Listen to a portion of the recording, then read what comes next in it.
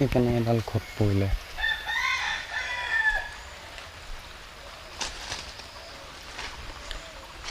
এডালৰ ঘৰত পৰিছে, ডাঙৰ কদম হয় এডালো। এডাল দেখিছোঁ ডাঙৰ কদম কেনেকৈ পৰি গৈছে ভাঙি ঘৰত।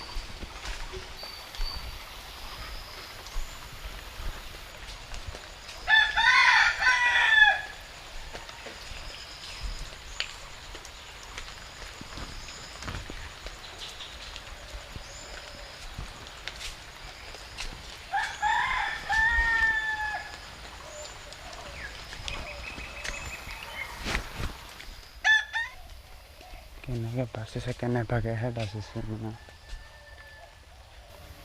এইটো 2 নম্বৰ ঘটনা। এইটো চাওকচোন, এইটোতো বৰ সাংঘাতিক হৈছে। গোটেই পকাৰ ঘৰতে মানে ভাঙি গ'ল, তাৰ ওপৰতে পৰিলে। এইটো চাওকচোন,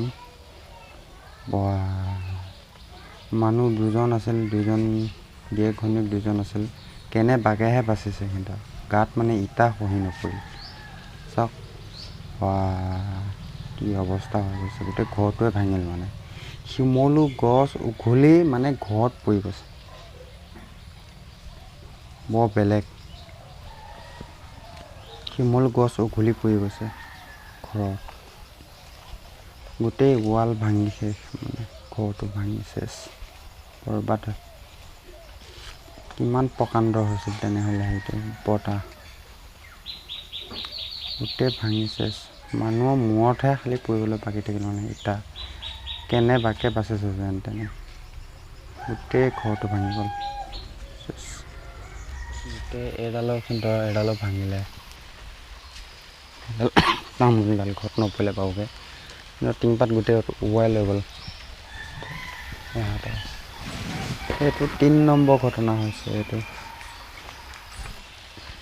দোকান ঘৰ চালিও উল্টা কৰি পেলাল, ভাঙি গৈ মানে অৱস্থা নাই।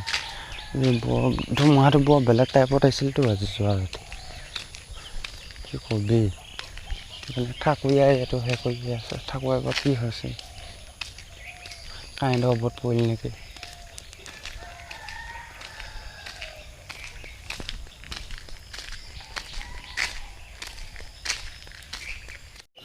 কলডাল সেনেকৈ দিলে নাযাব নহয়।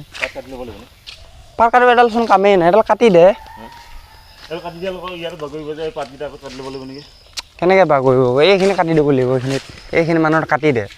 এইখিনি মানত যদি কাট, তেতিয়াহ'লে এডাল সৰি পৰিব, এডাল সৰি পৰিব। সেইখিনি কাটি দে ওপৰত।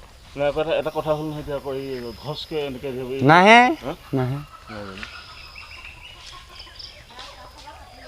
নহ'বা পাতকেইটা কাটি দে, পাতকেইটা কাটি দিলেও কোনো কথা নাই বাৰু।